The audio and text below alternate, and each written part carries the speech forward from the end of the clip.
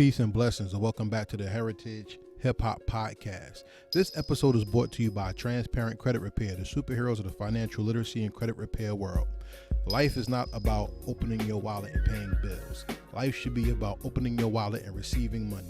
You can do that by repairing and fixing your credit. And Transparent Credit Repair is the company that can help you. I've used them myself. Trust me, they do a great job. If you're interested in repairing your credit and ensuring yourself more money in your wallet than going out, please contact them at www.transparentcreditrepair.com and also call them at 862-250-5122. Tell them Heritage Hip Hop sent you and they will take care of you and give you some extra with that recommendation. This episode, we talk to somebody that takes hip hop beyond the street and into the classroom. That's right, we have an MC with a master's degree that teaches in college and uses his hip hop not only to educate and entertain, but to help elevate the community as well. Not just with wordplay, but with raising money and movements to help let people know that hip hop is more than just beats and words.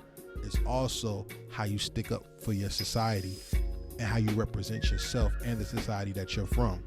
We talked to Quis Chandla of the True N Livin movement, and this episode is special, not only to me because I got to talk to somebody that really takes education serious, but he never sacrificed his education and his right to an education to represent something that he did not believe in.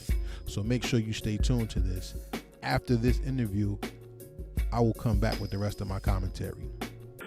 Peace and blessings, everybody, and welcome back to the Heritage Hip Hop Podcast. And on this episode, I have somebody that I really wanted to talk to since the day I met him at an open mic. Please, introduce yourself to the people. My name is Quis Chandla, Quischandla. It's a pleasure and an honor to get to talk to you, bro. Thank you for coming on Heritage Hip Hop. Same, brother. Appreciate you, too. All right, so let's get down to business. See, most people always ask the same questions. I don't want to ask you the same questions, or at least the questions everybody asks the same way. I want to start out a little different, but on the same topic. And the first question I'm going to ask is, you're from Jersey City. How do you define the monster that is Jersey City? How do I define the monster that is Jersey City? See, this is the thing about Jersey City, right? Jersey City is a very, very, very unique place. And what makes us unique is that we're so close to New York that you see certain things spill into our culture and, to our demeanor. But we're also from Jersey. So when, New Yorkers see us around, they can tell that, we're not one of them either. So it's like we're sandwiched in between, two different edges of being in, North Jersey and New York. So it's only natural that, you start to see something a little bit different and hungry. Yeah, because my education of New Jersey, and especially hip-hop culture in New Jersey, is Essex County, more notably Brick City, which is Newark, New Jersey, for everybody who doesn't know. And Newark and Jersey City is like comparing a pit bull to a Rottweiler. It's like two different entities. You can't make it the same thing. Exactly. What makes Jersey City hip-hop its own besides its identity? What makes Jersey City hip-hop is that, when we look at, the different dimensions of hip-hop, like graffiti, DJing, rap, like we've had pretty much, every single aspect of it. Me growing up and really, focusing on music and hip hop, in the late 90s and early 2000s, we had a large group of individuals that didn't even want to be rappers. Everybody wanted to be a DJ, and we always tried to create, our own lane. We understood that, we weren't going to be able to cross the water and go to New York and, just get love there, as rappers. We understood that, we can't just leave Jersey City and, go to Essex County and automatically get love, competing with, the neighboring cities of, Irvington, Oranges, and Newark. So it's kind of like we've been on this island And, we're always trying to just, find ways to display our uniqueness or stand out from whenever we're inside of a crowd to let people know, that Jersey City is present. I like that. And the reason why I do is because I don't think Jersey City is as well known as people think it is. Just like Newark. Newark is more well known because of the riot, the 60s riot and things like that. But not Jersey City. And I mean, you can correct me if I'm wrong. I don't mind being wrong.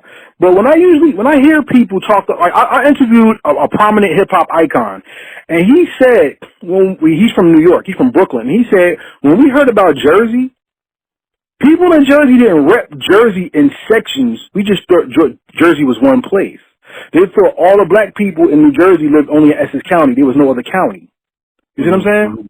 Yeah. So they say, like, when I hear Jersey and I heard of Patterson, I'm like, what the hell is Patterson? All we know is Illtown and Brick City. Then I think Double X Posse didn't even really blow like that. So when they think about Jersey City, the first person to come to mind is Joe Button. And then plus, because he's popular right now. You see what I'm saying? Yeah. I mean, PM Dawn too. Okay. So we've been very underground, when it comes to, Jersey City. And honestly, a lot of it is just, kind of sort of that edge with us as well, is if we feel that we're not welcome, we kind of just create our own lane amongst our own and, keep that vibe going. Jersey City is a very comfortable place for people to say, I make this wave just for the city, and I'm not even really pushing for anybody else to be okay with it as long as the city is okay with it. That's very profound, all at the same time. It's funny that hip-hop is about repping where you're from, but even where you're from has different compartments that you have to fit in to rep, period. You know what I'm saying? Exactly. Now, your story is one that's not the typical hood story, which I'm very happy to hear because, unfortunately, in hip-hop, people always think about the poor kid that got a break, got money, and just wild out. Tell the people a little bit about who you are and what makes you the MC you are today. So, I grew up, I'm a late 80s, baby. 88 I was born. And pretty much, grew up in, you get that typical story early on to where it's like, broken home, living in in affordable housing and, being around like drugs and, violence and all of that. But I think really what my story, which made it so unique within my journey is that, coming from, an environment and a neighborhood to where, I've always felt kind of different. I always felt like, even though I'm in the hood, I don't really feel like, this is really, my destiny. And, by the grace of God, you could say like, when I started to really have that, when I started to pique interest in certain things, I always tried to put my best foot forward. And, my first, love was basketball, and, I was able to use that as a passion, to continue to stay focused on something positive. Eventually I got involved, with some street stuff only from the sense of, just being in the environment, starting to become it, but really deep down knowing that like, this is not really what I want for myself. And, was, really luckily was able to be accepted by, one college, I applied to one college, my senior year of high school, really not knowing nothing about it, really not knowing the process. Nobody helped me with it. Nobody in my family went to college, and, I got accepted maybe like the week after it started, and, for me, even at the time, there was so much going on. Like, I was into music early on because my mom was a really big, hip hop head, but I wasn't really, able to sit down and focus on, too much of just trying to survive at that time of my life, and, having to be, pretty much stripped from the hood and going to college opened up my mind to a bunch of different things that I can really sit down and focus on without having to worry about, your next meal or having to worry about, rivalry, gang rivalry and stuff like that. Like really trying to focus on something positive. So, just education and music were two things I was able to come out of, that situation loving, Me and you have certain things that's similar in our lives. You're from the era you're from the beginning of the change of the guard in hip hop and hip hop culture. Cause from 88 to about 96, those are the artists that changed the landscape of hip hop culture to becoming not old school, the old school today, but that era is I'm gonna elbow my way in and nobody's ever going to knock me out my spot. And we took that attitude from elbowing ourselves in and not giving up that spot to being game changers and leaders in society. How does that attitude translate into how you do your hip hop and what you stand for in your life? Well, like I said, being stripped, from, the hood for a good amount of time and starting to learn different ways to do things, I was a visionary in a sense of when I got an experience and I see that this can help me or this can help the people around me, I'm going to take advantage of it, So my thing was I felt that it was my duty to go back, and kind of get, the people that I felt were still, in a circumstance of not knowing the way, not knowing that there's another way, not having the resources, When we think about, just like I said before, college being a space to really be in tune with your thought, focus on your craft, it's a resource, that individuals can look at, and at the same time, the internet, started. And once the internet started, there was even more access to resources and things of that nature. So my job, or I felt that my duty and my task was always to make sure that I was able to put people in position who are around me at the same time. And, if I found something new or another way to do something that might have been a little bit harder for us, previously, I'm bringing you hip to game, and we're going to make sure that everybody around us also is going to get that information. Education is the part of hip-hop that people sleep on because, like I said, they think all hip-hop MCs especially are dumb, not knowing people like Prodigy went to college. Lil Wayne has a college degree. The brother Fonte from Lil Brother has a college degree. Ludacris has a college degree. And so many MCs are very well-spoken and very educated. Plies is one of the most educated MCs that's in the game that people sleep on. And it's not just Killer Mike and T.I. that's out there making a difference in our community.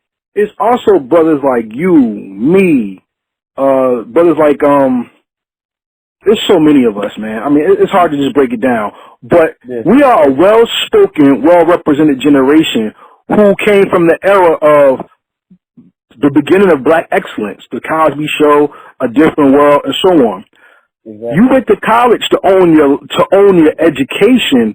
How did the college education and your knowledge of the hood formulate your voice? I mean, it's funny because when I first decided to, when I first figured out that I could just learn anything that I wanted to, with just having access to free internet at college, to having, the opportunity to have that time to study and learn things, and even, learning different ways of studying and learning information, I wanted to be able to tell some of the stories of things that I've experienced growing up that people who I went to college with weren't necessarily hip to, So when it comes down to, you're going home for the weekend and you telling me that, you've never washed clothes in your life, and I'm telling you, well, I'm staying here because, one thing that's, for me back home is, time and circumstance, in the devil's playground. So, I want to be able to get you to understand that not just within this conversation, but also musically, So initially, my first name, my moniker in the beginning wasn't even Quis. I was going by Conscious Quis, because I was really focused on, I want to tell this story of how, I was able to come from, a space where I really didn't know, where I was going to be the next 10 years to now I'm like, able to sit around here, I got a job, I know what taxes are. I know, how to put, I know how to put, words together in this way that, people resonate and tell these stories. And, it was really my focus, to bring light. And having a degree that I was getting at the time in sociology, we talked about racism and just learning about like the systems that are in place, that have impacted me for so long, but nobody ever able to break it down to me. I'm like, whoa, all of this information needs to be shared with people so we can understand our circumstances to find a way to start to make some changes, So I'll use that, information that I got early on in education and was able to use that to get my master's, to get my doctorate, and still at this point now, teaching in the university, while at the same time making music to express it in both avenues. Interesting. Very interesting. What college did you go to? For my undergrad, I went to Centenary College, now University in Hackettstown, New Jersey. And then from that experience, I decided to go to a HBCU for my master's, where I went to Morgan State University in Baltimore. And I was there for 6 years getting my master's and my doctorate. Shout out to you and shout out to the institutions as well, because I think we all owe it to ourselves to touch higher education, because so many people don't believe in us to do it, and we have to believe in it to beat them at their own game. So shout out to you for doing that. Thank you, sir. Thank you. One thing I find about people who are quote-unquote educated in hip-hop, people think we talk over them while not talking to them. Has that ever been something that you've had to face, and how did you face it? So one of the things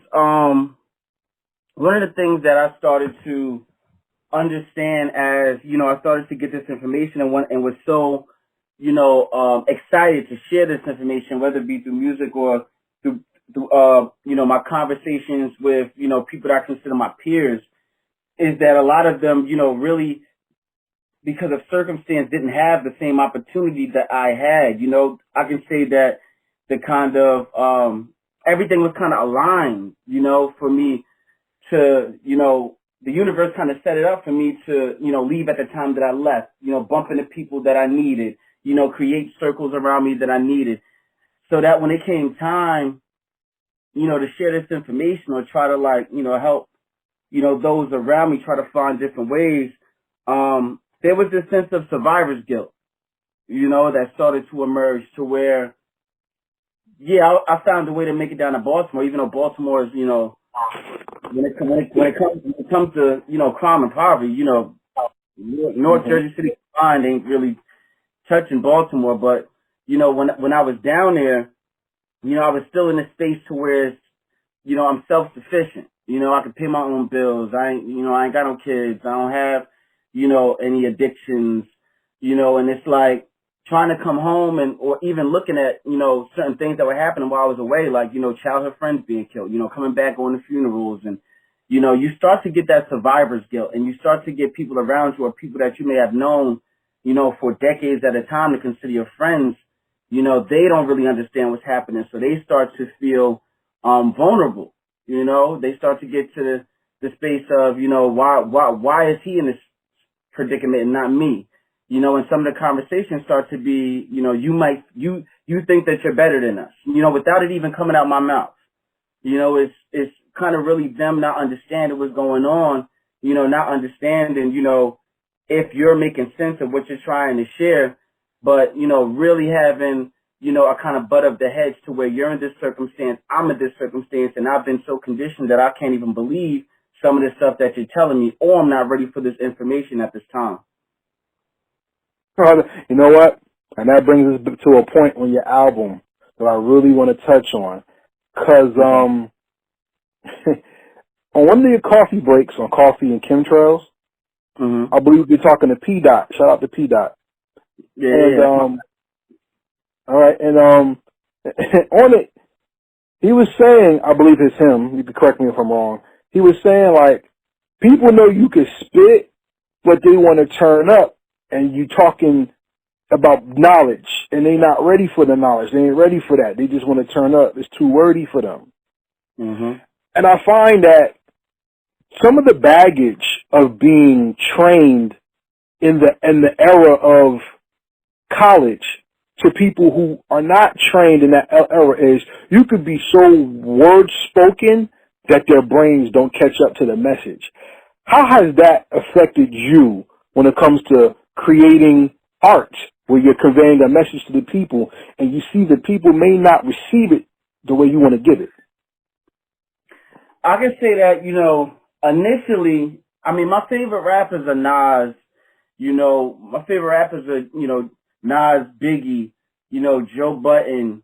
I got a Jay-Z. Like, I've always gravitated to wordsmiths. One of some of my favorite rappers right now were like, Freddie Gibbs, Royce the 5'9". I've always gravitated to wordsmiths. I've always appreciated how, even though it took you like even if it took you like 3 bars to get your point across, I appreciated how you were able to do that. So, like you were saying, like I was kind of conditioned, to thinking that that's hard, but really to speak the language. And my mission was always to take the language that I learned, in an institution such as college and try to translate it in a way that can be digested, by the people from my neighborhood. And even in that effort, I don't think that I was as aware of how my dialect started to change, how my word choice, started to shift. Especially when I was in a doctoral program. I mean, I was, writing my dissertation for so long, my whole language had changed at one point. And, what I found that is, especially in, my debut album, the Notch tape, I was given these stories, to where if you're telling a story, from beginning to end, we can just follow this, in a chronological order. However, if I'm, giving you a bar here and I break off and tell a story here, I started to see that some of the bars were going over people's heads.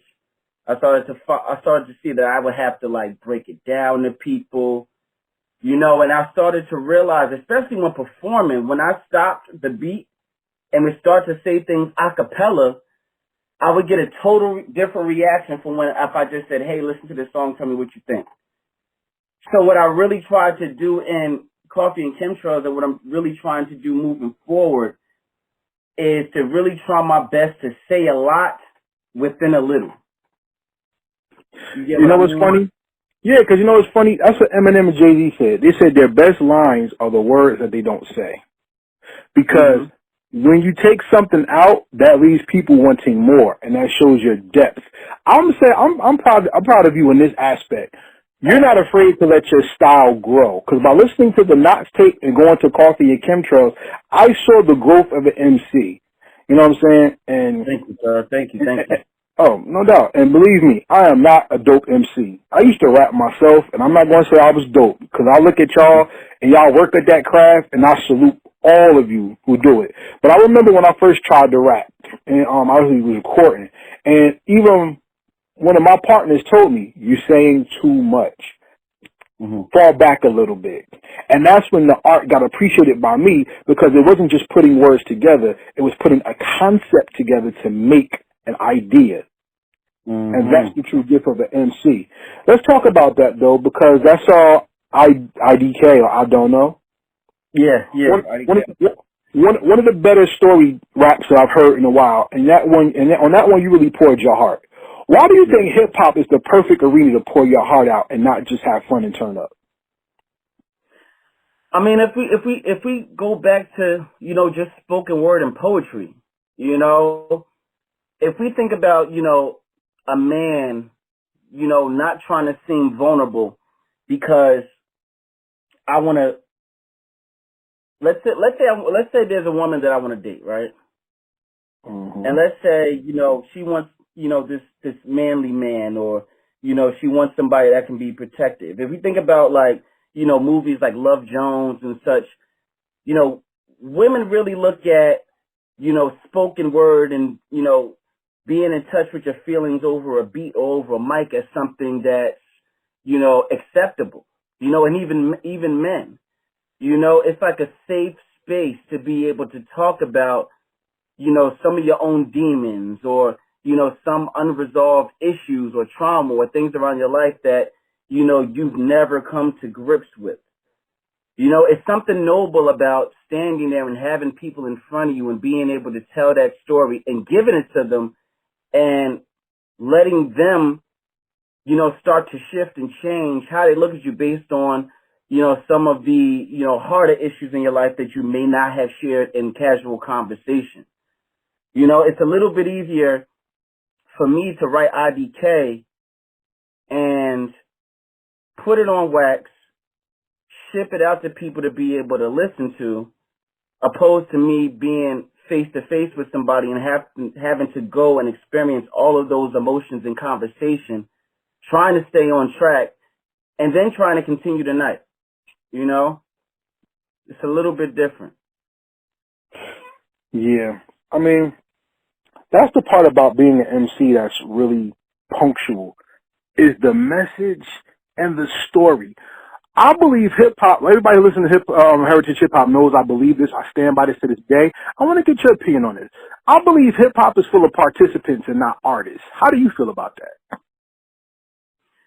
Listen, man, with the company that I have, True N Livin, we've sat there and we've had meetings and we've sat with artists and we've tried to work with, artists who come to us and said that, they're ready to work. And my thing is like, I try to talk to especially the younger artists about all that comes with, taking that first step and wanting to be an artist. And, today it's so easy for you to be able to, find a studio, get a couple of dollars, go record it, put it online and call yourself a rapper. Where back in the day, it's like, if you call yourself a rapper, well, all right, we about to get it popping right here on the corner. If you ain't got nothing hot right now, then you out of here. I had a conversation with P. Dot, the other day. Me and him have conversations every single day. And, I told him that, it's a little bit different. I have a certain amount of respect for you if I see you performing live. If you've never performed live and all you do is, put a song out there, I'm looking at you kind of funny because I need to know that you're invested in this and you're willing to put yourself in a space of people that don't really know you, that's not from your hood, that's not your mom, that's going to sit there and clap for you. You give them your all of your performance and you have to sit there and wait for them to give you whether they approve of you or they think that you need to go back and do some work. And I think that it's really easy today for people to mask whether they're actually putting in the work and working hard at it, or they can just come up with something that's catchy for the next 5 minutes but then forgotten about. Talk about your company and what kind of hip-hop y'all stand for. And what do y'all stand for when it comes to the hip-hop culture? I mean, when it comes to the hip-hop culture, all of my partners, for the most part, we're into lyricism. We're into live performance. That's something that we gravitate towards. That's why, our signature event is, where BC Bars are, open cipher event. Because we want to be able to get people to work on their craft, to develop their craft. And, we've had artists that have come and they've had totally different sounds, and it's funny because some of the artists that don't necessarily have or focus their craft on, let's say, lyricism or wordplay, but can, put together a catchy song, they've excelled on our event platform. They've stepped up to the plate and challenged themselves and say, you know what? If I'm a person that I do melodies on this beat for this next 16, I'm going to come up with the most melodic freestyle I can come up with and y'all going to ride with me. We had a dude come up to one of our events that did a hook like Nate Dogg for the whole time. And he had the entire room just feeling him the entire time. And I think that's a true artist, to be able to come on a stage or come into a room, and no matter what, if it's some type of element of hip hop, you can adjust and make it work, and, that's what we pride ourselves on making artists challenge themselves and making artists, really try to put their best foot forward and be vulnerable and understand that, if you fall down, but if you get up, it's more respectable than you not showing up at all. Hell yeah. I mean, many times in hip-hop or hip-hop movements, we have people who just represent but you even don't know what they're representing. And you have many teams of people or people who try to join teams that's only joining for the clout, not joining for the work ethic or being successful, because success is measured by different things. What is the most successful thing your team has done? And how do you continue that successful trend of winning? I'm gonna say two things.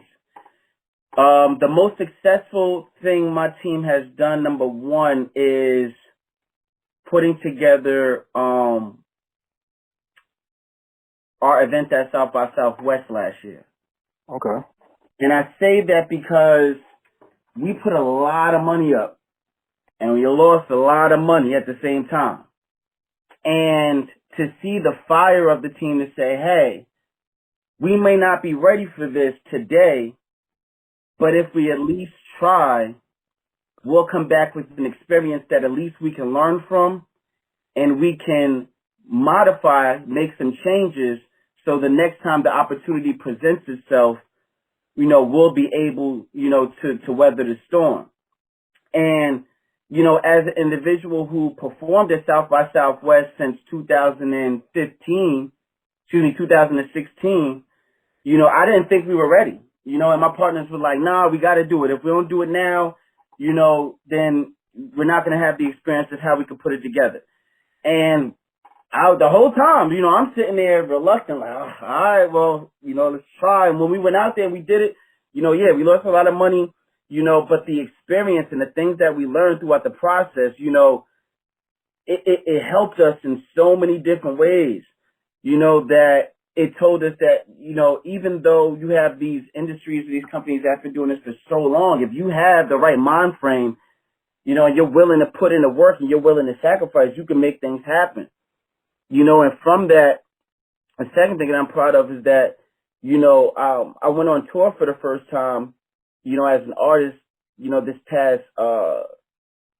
past winter, before the pandemic started. And, even though the tour got cut short, like, I could say from that South by Southwest experience, we were able to figure out how to book venues.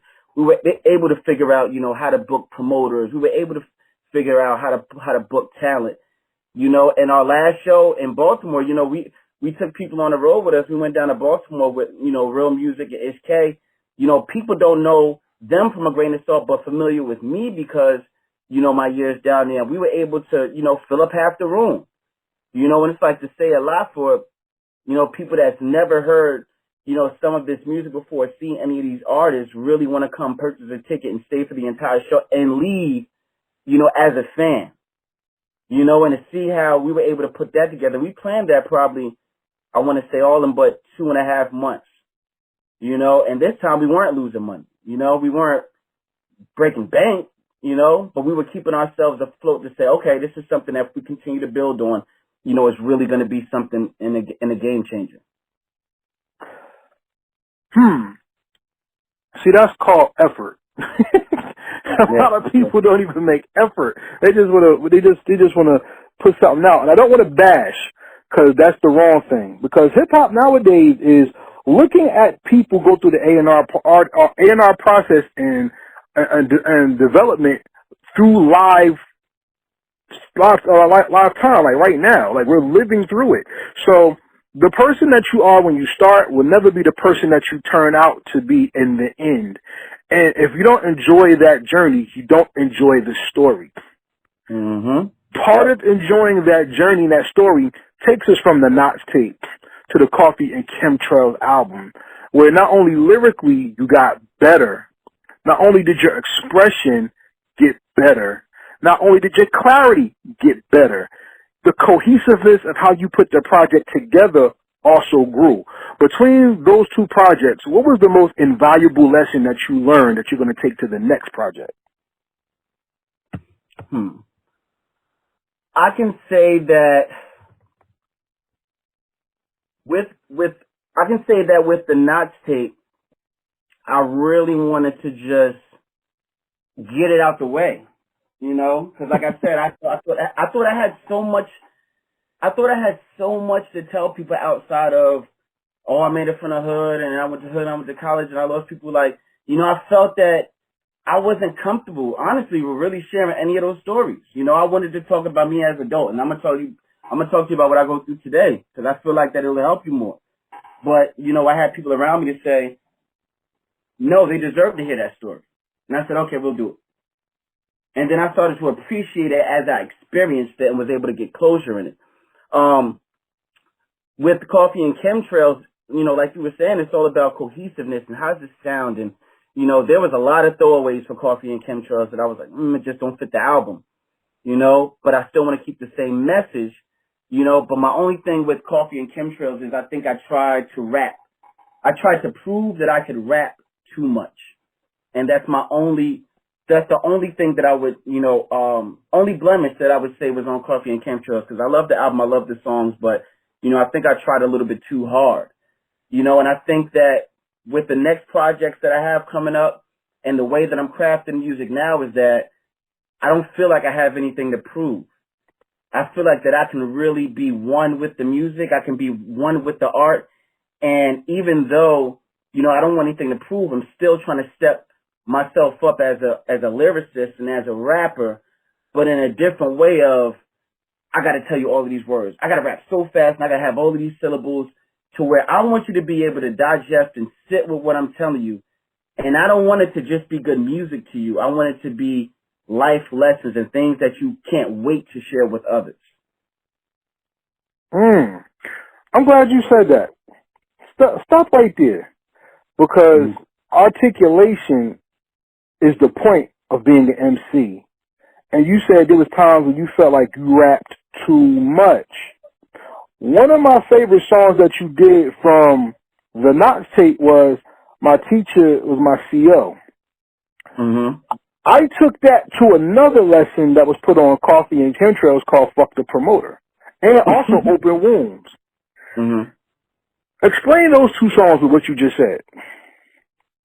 Which ones? The My Teacher's My CO and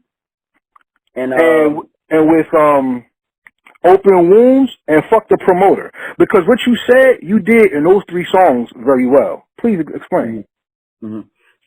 So I can say with My Teacher Was My CO, My Teacher Was My CO was actually the last song that I made on the Knots tape, and I knew I was gonna rap a lot. Like when, you know, my homie Janai made the beat, I said, yo, I need you to make a beat. I said, but I need this beat to be I need the sounds to be so soft, because I'm gonna be rapping so much that I don't want it to feel overwhelming. So that's why when you hear My Teacher's My CO, it's very soft sounds, and there's only a lot of, you know, I leave a lot of air, you know, even though it's a lot of rapping, for people to just, you know, resonate with what I'm saying. You know, when I say like, so let me tell you, like, I don't even get to the part where I say, let me tell you what my teacher was my CO until maybe about a minute and a half, you know, into the song, because I want to, you know, walk with you and get you there.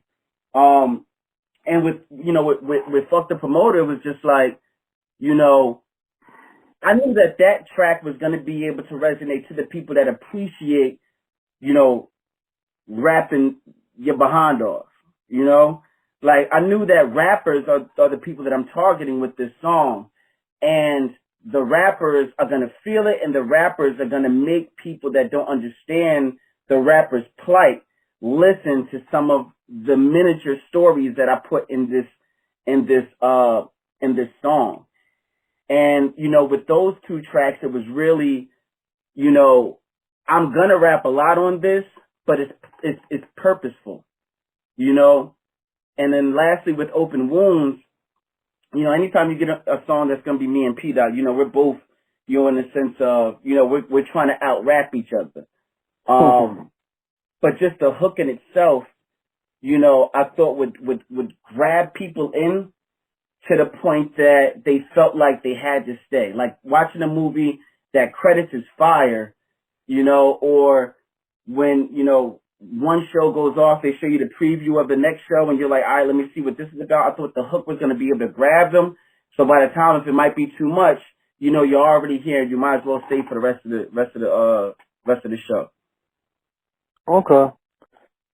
One of my songs, well, one of the songs I should say that you made was PTS Deep. PTS Deep is one of those songs that you have to inhale slowly, because it's so visual and factual. Tell us about what was the vision and what was the message that you want to portray in that song. It's funny because PTSD, I actually performed my first performance after the pandemic. I got invited to perform at Groove on Grove in Jersey City, and which is a showcase that they put on Grove Street, downtown Jersey City, every year for like the last 20 years, and they've never invited hip hop. And they've invited hip hop for the first time this year. However, they had the pandemic, so we did a private concert via live stream. And it was actually the week after George Floyd. No, it was 2 days after George Floyd was murdered on camera. And when I made PTSD, in 2018, I made that track because I wanted to speak about the fact that we don't speak on trauma a lot within the black community. We don't really talk about things that you've seen that as a little kid you should not have seen. We don't talk about the fact that there are experiences that happen within the hood that nobody addressed, i.e. losing somebody to gun violence, losing a family member to an overdose, having a family member be stripped from the household and placed incarcerated. And we don't talk about those traumas or be able to process it. At sometimes it's like we're even desensitized to it to say, well, such and such locked up, they'll be home in about 6 years. No, your whole family changes. And that deserves a discussion on how you're going to process now having to throw away your childhood and actually be a man in a house that nobody is going to be able to guide you along the way. And you're going to make mistakes, and people are going to look at you and say, you have to do better. That's a traumatic experience, along with seeing people that are killed, along with seeing people, who are suffering from substance abuse. And I felt that, somebody had to speak up, that, go get some help. There's help out there. It's okay. It's okay to speak about it. Don't ignore it. And even with the performance that I had at the Groove on Grove, they were like, say something about George Floyd, but don't make it political. And I felt like it was my duty, in front of Groove on Grove. This first time you listen to hip hop, this is still happening. 2 years after I made this song, I haven't performed PTSD in over a year and a half. I performed it that day, because I felt like it needed to be said. Like everything that I said is happening today. We're still talking about it, and not to say that things should have changed because, we've been marching and doing a bunch of stuff for centuries now, but at least within my music, I'm always gonna, try to speak the ills and, to speak for those who feel like they are silenced or don't have the right words to express, what's really going on. That's interesting. And I want to ask you this question. On Heritage Hip Hop, we have a talk show called The Mic Council.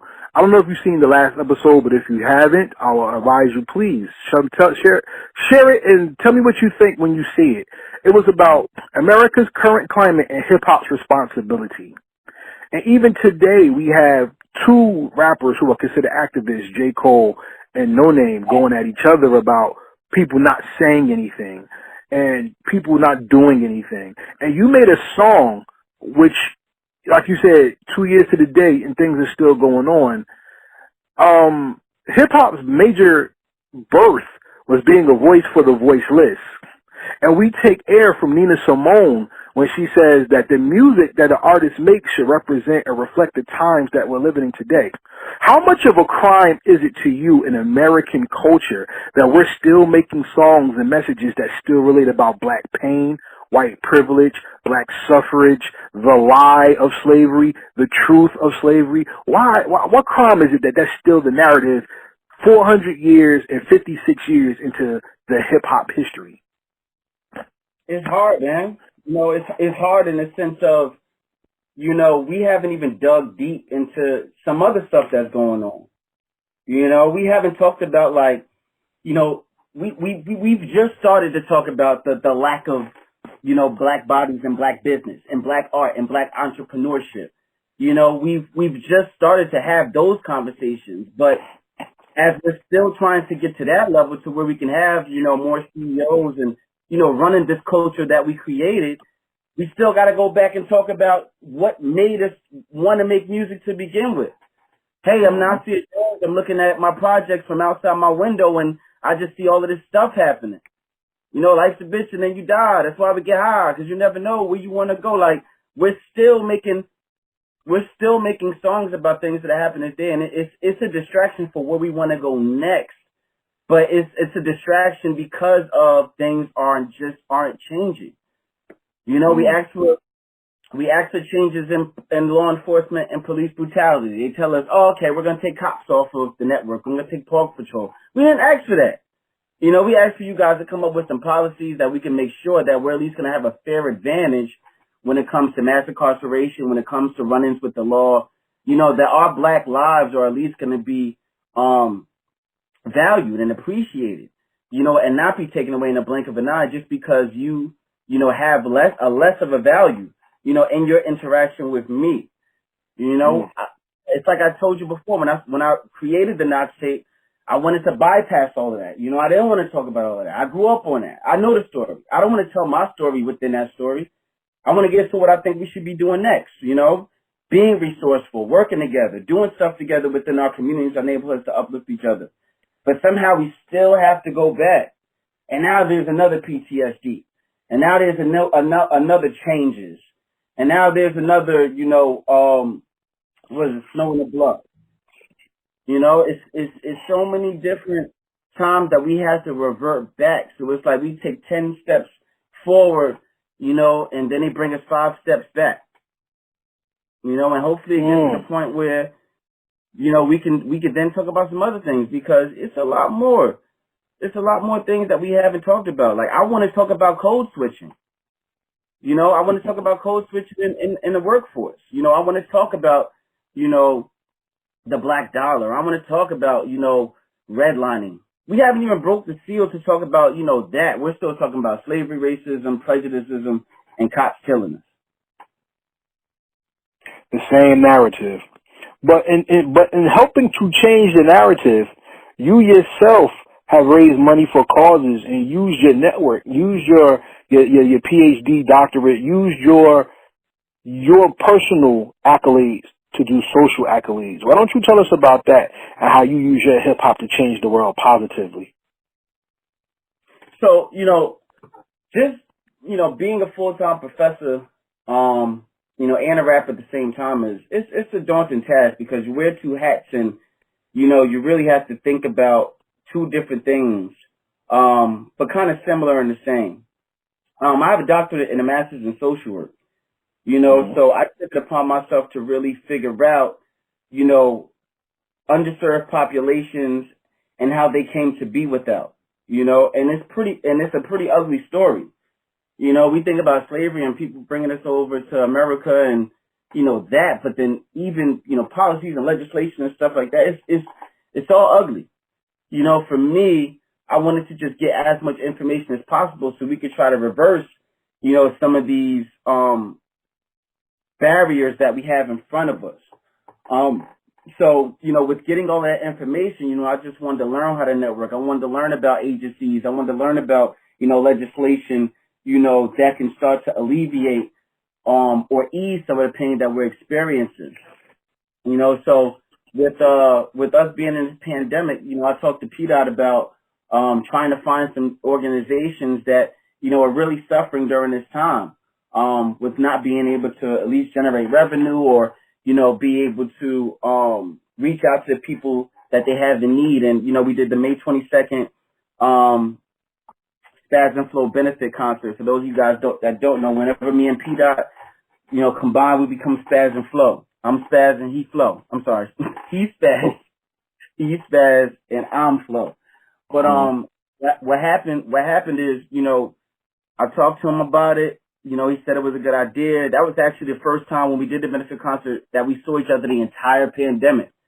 And like I said, that's my cousin, so we went from seeing each other like every couple of days to I ain't seen you in 3 months, and the first time is, for this good cause. So I was able to reach out to some organizations, and I linked it with the Academy 365. That's an organization in North Jersey that focuses on changing the narrative for black men in America. And, once I heard what they were doing, I was like, awesome, this is great. And, they were saying that they wanted to get Chromebooks, for the kids that they sponsor, because with us being in the house and them having to do schoolwork, they found out that most of these children don't have access to computers.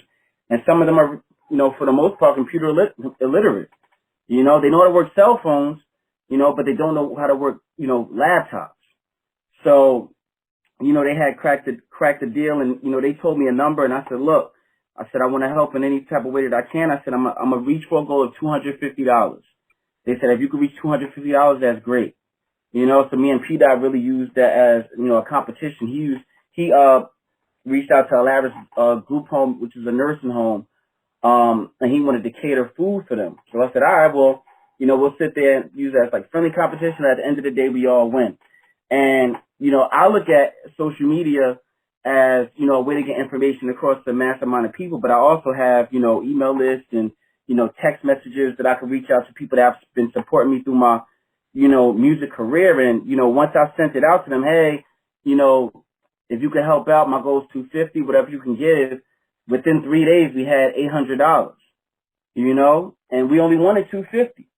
So, I was just happy for us to be able to, make that change and be able to, make a difference. It sounds cliche, but that's all I've ever tried to do is inspire people through my music. I never got into music for money. I never got into music for fame. I don't really care about, the flash and all of that, my stylist, she gets on me because I don't really care about, sometimes I just want to come outside with a t-shirt, and some shoes on. And she's like, that's not how you're going to get your music in front of people. But, I try to remain as genuine as possible. So I'm always looking to connect my, music or whatever I'm doing with the philanthropy. Right now, what we got, I decided for the month of June, all my merchandise for my coffee and chemtrail shirts are going to the George Floyd Memorial Fund, as well as the New Jersey Social Justice Institute, which is an organization in New Jersey focused on changing the prison system and making sure that individuals or young men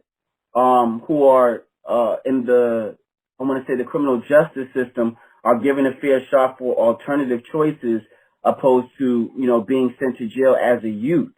And, they're going to do that by creating programs that's going to help with behavior modification and so on and so forth. So all of my merchandise sales for this month are going to them. Like I said before, I'm a college professor.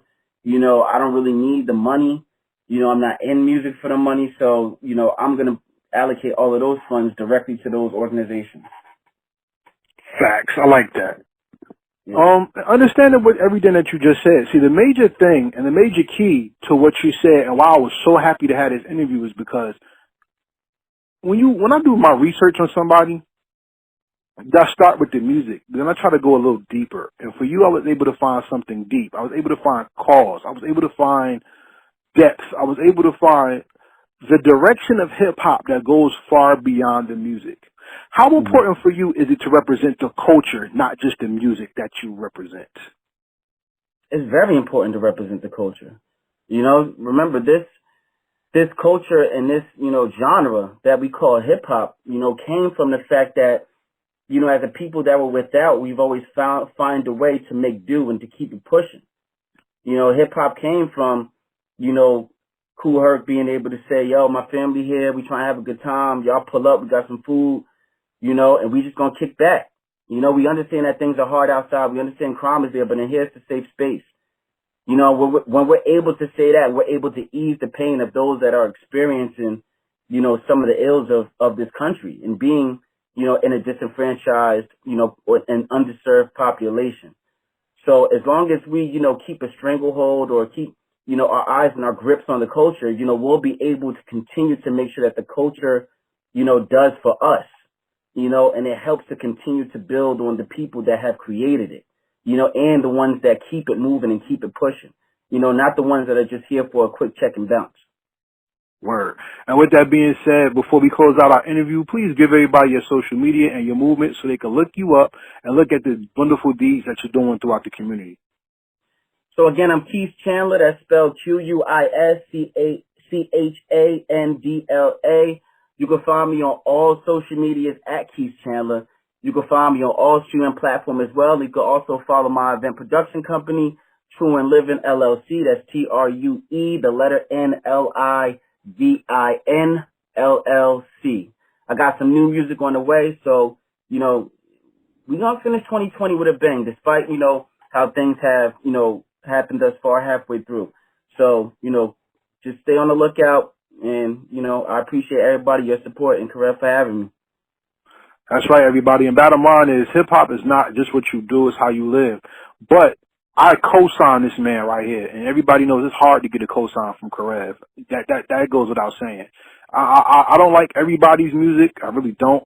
But for somebody that I really put my name on, it's because of something that they do very solid in the community, not just the music. So for everybody out there, streaming is cool. Stream if you want to get, if you're interested. But if you find that he has music that you like, spend the dollar and purchase. Purchase power is more powerful for the artist and the culture itself. So instead of buying a juice or water, you know, a scratch off or something that you may throw a dollar away on, if there's a single that you like, pay the dollar and sow into the ministry, because that's the way you get back many blessings. It's giving to them so they can give to others, because they don't just make music for themselves. They make music for our overall global hip-hop community. All right? Yes, sir. And with that said, it's time to close out, so we're going to go to the rapid-fire questions. Are you ready for these questions? Let's go. All right, they're not yes or no questions, and I don't care what your favorite snack is, who got the fattest butt, or what's your favorite TV show. I really don't care. What I care about is showing people more exposure of your depth, and for you, I have different questions that I don't usually ask. So this should be kind of exciting for the people who normally listen to this podcast or normally watch Heritage Hip Hop. Are you ready for this? Let's go. Here we go. We're going to mix it up. We're going to go music, politics. And here we go. First musical question. What song or album represents you perfectly, but you didn't make it? It has to come from another artist. Represents me perfectly. Mm-hmm. Nas Memory Lane. Wow. So you're all about remembering the community and giving back to your peoples. Yeah, I rap for listeners, bloodheads, fire ladies, and prisoners, Hennessy holders in the old school. You know the vibe, man. You know the vibe. Yeah, I do. And that's what it is, yo. That's classic. Once again, that's from that 88 to 96 era. You know what I'm saying? So that's that era that we're talking about. So salute to you, which is also the changing of the guard in the beginning of the prophecy of the enlightenment that we're going through right now. Mm-hmm. Second question, which is politics. How much do Black Lives Matter if in the law Black people are still not considered citizens on paper and pen? Black Lives Matter is just a slogan. You know, it's something that we put in the air, and that we were trying to convince people to at least acknowledge. Because we still know that a lot of them will not believe it, but as long as we keep saying it, hopefully we can at least get people accustomed to it, accustomed to hearing it, so that they might start to change their mind. Music question. What scholar changed your life that was an MC that made you pick up a pen and write your book? What scholar? By scholar, you mean like that's not a rapper? I mean, take it any way you want. It's your interview. I would say Malcolm X. Okay. I read the autobiography of Malcolm X, and, you know, that was one of the game changers for me in terms of how much education I got just from that book. Because at that point, I was maybe a junior in college. And I was like, I've learned more in this book than I've learned my entire tenure in college. And for me, that's bars. True indeed. I read that book for the first time when I was in 8th grade, and it changed my life. Mm-hmm. I'm not going to lie.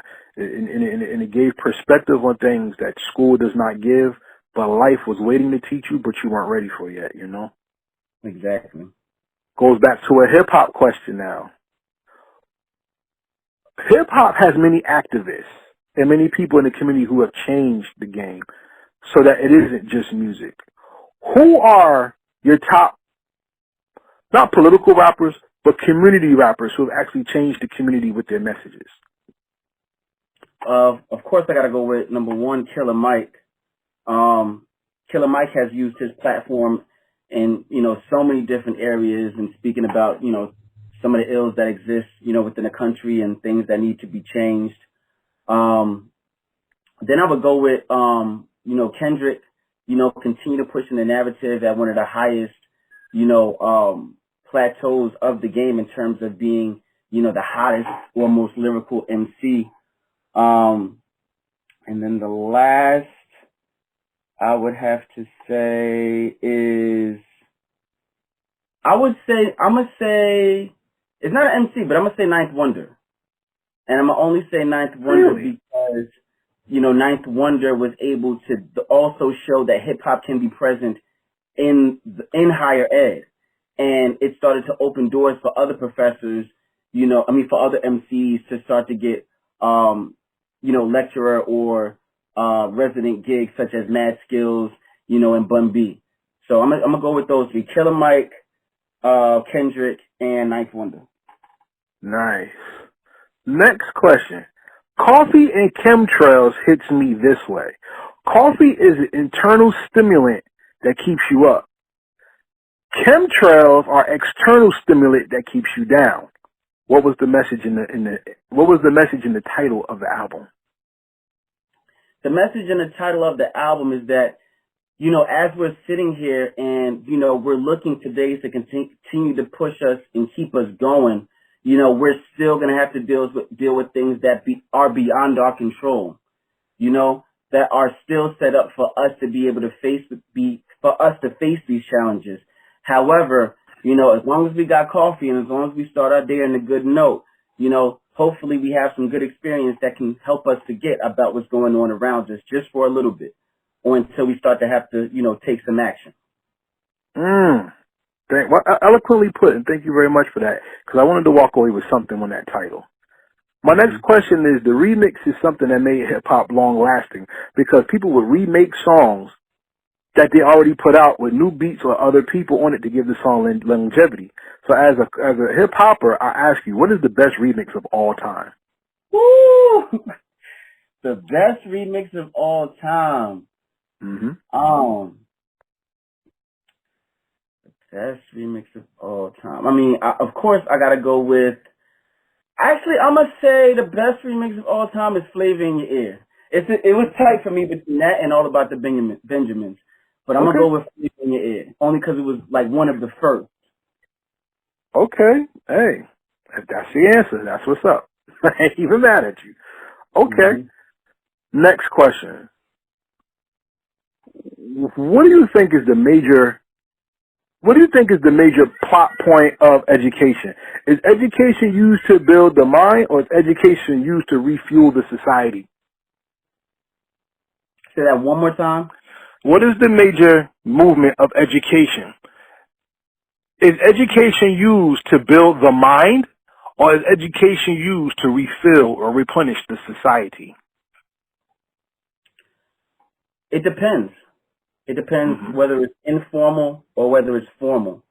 I think informal education is to replenish the mind and, for us to continue to be able to build on our experiences to make things better for those that come after us. And I think that formal education initially is only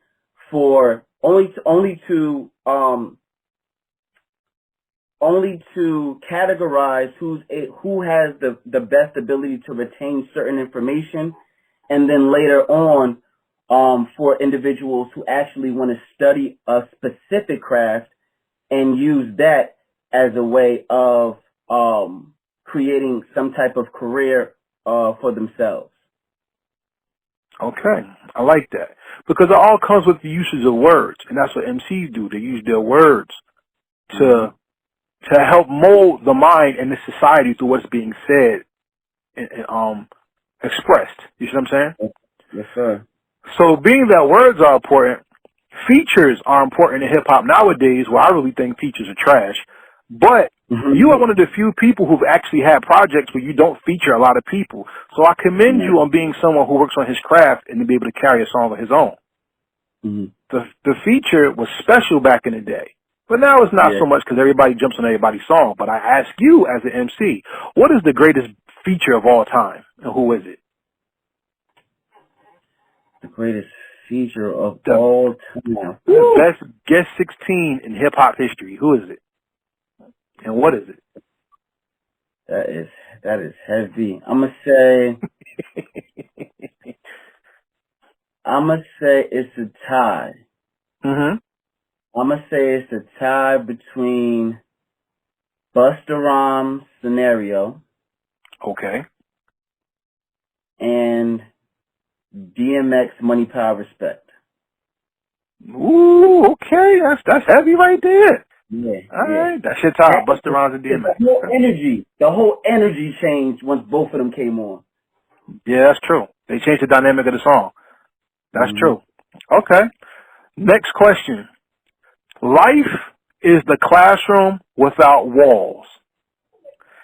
Hip hop is education without limitation. What does that mean to you? Life is education without walls. Hip hop is education without limitation. That's profound. You know, because you have free range, you know, in each of those different things to figure out how you want to be looked at.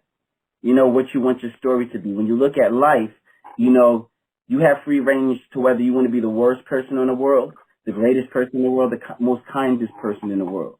It's up to you. You know, and when we all die, you know, because that's inevitable, somebody that was there to see you within your life are going to be able to tell that story. With hip hop, you know, it's the same way.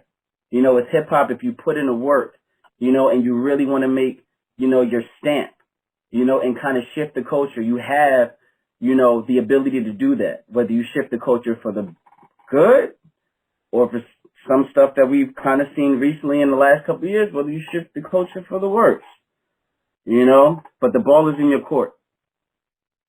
Okay. I like that. Let's put the ball in your court.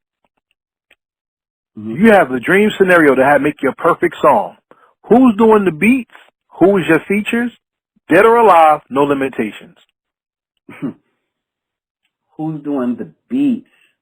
So I'm going to say for a beat, I would have to go with, I'm going to say Alchemist. For me, I'm going to go for a beat from Alchemist. Or Q-Tip. I'm going to say either or. It depends what mood I'm in. Alchemist or Q-Tip. I know I keep giving you ties, but I really That's fine. respect you. Hey, it's your interview. I'm not going to limit you. I said no limitations. Go right ahead. For a feature, I would say, I probably would say Freddie Gibbs today. Today, I would say Freddie Gibbs. Okay. He's very underrated. By far, because even this verse he had with Method Man on that soundtrack, that was crazy. He's very underappreciated. Yeah. No doubt. Yeah. Next question then. The definition of college is not what we think of today. College in the ancient world was when a group of people, mostly men of course, but when people got together and they debated. And in debating, they were forced to study, have a ideal that they wanted to converse about, talk to other men of different ideals, weigh options, and then go back and study to prove themselves right. Is hip-hop college, or is hip-hop not on that level today? I think if you break it down the way you just did, hip-hop is college. How so? In a sense that since we now have, like I said before in my journey, you know, access to this information, you know, you have individuals who can present themselves as professionals first, then do the work second, and then come back to defend what their points were the previous. You know, if we look at social media, if you look at just Instagram specifically, you can start a business page, you can go to categories, and you can call yourself whatever you want without doing the work. And then start to do the work. And then if people debate you on it, you can then deactivate your account, rebrand, and start again. That's fact. Okay. But wait. That's interesting that you said that, because look, check this out, Elise.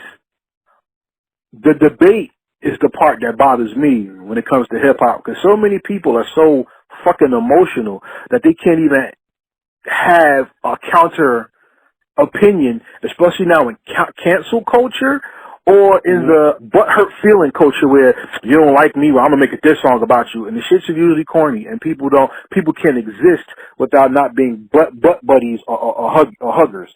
So, with that distinction, is it really college, or is it just wham wham? Like a better word. Yeah, I mean, that's true. Today is the day that everybody wants to have an opinion and wants to be heard. So it's not even debating at this point. It's who can shout in the room the loudest. And that's sad, right? Mm-hmm. So then I'll ask you this question. True N Livin is being challenged by Heritage Hip Hop, not only to step up for some interviews, but for you to come onto the Mic Council and share some of your knowledge with some of the people who may not know of you, and to show them that hip hop is more depth than just the people that you know. Of course, everybody knows all the MCs, but a lot of people don't really truly respect the hip hop thinkers. I would love for me, you, and other people who really take this culture and this movement serious to sit down with a Roland Martin, to sit down with a Kamala Harris, a Cory Booker, and the Honorable Raj J. Baraka, and really have a roundtable and discussion about what hip hop is and how politics needs to include us in the movement, not just think of us as making songs and performing at their rallies to be part of their movement. You see what I'm saying? 100%. 100%. And I would love that. You know, when everybody criticized J. Cole, you know, for the new song, I said, hey, you guys that are out there criticizing J. Cole because y'all want him to be a college professor, I'm an MC and a college professor. I'll wear that on my shoulders if y'all want me to. You know? Wow. Okay. Yeah, that was dope. I was kind of speechless on that one. So we're going to go to our final question. And once again, everybody that's listening, thank you for listening. This has been a pleasure for me, and I can't wait to have further conversations with you, my guy, because this was dope, and I really appreciate you. So the last question, and the most important question I asked on everybody in their first interview was this. Unfortunately, one day you're not going to walk this earth anymore. Heaven forbid, and I don't wish for it to happen anytime soon. Let me put that out there, especially in today's days and times. I don't. But unfortunately, there's going to be a day when we pass away. And 2,000 years from now, somebody's going to open up the Jersey Capsule archive of not only education, but hip-hop and entertainment and all that stuff. And your name is going to be there. And whether they have this weird little thing that Martians play with called the MP3, or they find a laptop, because they don't even use laptops anymore. But say they find one, and they find your music, or they find your book, or they find your dissertation, or they find what True N Livin's community work was. My question is to you, what is the legacy that you leave behind in this world? Not for your own personal remembrance, but what is the legacy that you leave behind that made the world better because you are who you are and you did what you did, not only for hip-hop, but for the community in general with your movement? I would like for people to understand that you can really put your mind to what you want to do, and if you put in the work, that it'll happen, and that you don't have to worry about what people will think about you. You don't have to worry about how people have previously seen you, that you can get up and shift and change and start to do things that you believe, are speaking to your value. And that at the same time, you can make, changes and inspire others to do the same. You don't always have to wear one hat. You don't always have to be this type of person. But if it's going to be, a drastic change to be able to help and assist others and change the world for a better, you can get up and do it no matter if you're 10, 20, 50, 70, when you decide to do it. And at the end of the day, everybody, always believe, because your beliefs are not you. Your beliefs are the inspiration that God gave you to find your work, because God gives man the work, man gives man a job. And while your jobs can always change, your work is your purpose, and your purpose is prevalent to any and everyone outside of this world, being yourself and those outside of your personal self, to the hip hop and global culture worldwide. So everybody out there, thank you for listening. Once again, we say peace, and we out. All right, peace, Karab. Thanks for having me again, man. Thank you for listening to this episode of the Heritage Hip Hop Podcast. Quis Chandla is somebody I respect when it comes to the hip hop community, because he did not take his education and run. He went back to the hood to make sure he can give people the benefits of an education and teach them how to elevate with it. That's the duty of a man in society. It is not only to be a breadwinner, it's also to be a living example for people to see and excel from your example as well. So salute to Quis Chandla, True N Livin's movement, and the music that he has going on in the community, and to everybody in his classroom. Play this for your classroom, bro. This is a very important interview. So everybody out there listening, thank you for supporting Heritage Hip Hop. We ask that you continue to support us by going to our website, www.heritagehiphop.com, where we feature more of your future favorite artists right now. If you would like to donate, we have a donate button there. And if you would like to wear some apparel and show us and show the world that you're proud of Heritage Hip Hop and how we support and make the culture look alive, you can go to our store at www.storefrontier.com/heritage hip hop. Once again, this show is brought to you by Transparent Credit Repair, the superheroes of the financial literacy and credit repair world. If you're looking to fix your credit and to put money into your wallet instead of taking it out to pay bills, you can contact them at www.transparentcreditrepair.com, or you can call them at 862-250-5122, and remember to tell them you were referred by Heritage Hip Hop. Before we get out of here, we want to give a shout out to everybody who makes this show possible. Our virtual assistant, Fatty's Place. If you're looking to make your social media pop and bring more eyes to your movement, contact Fatty's Place at FADDYSPLACE on Instagram.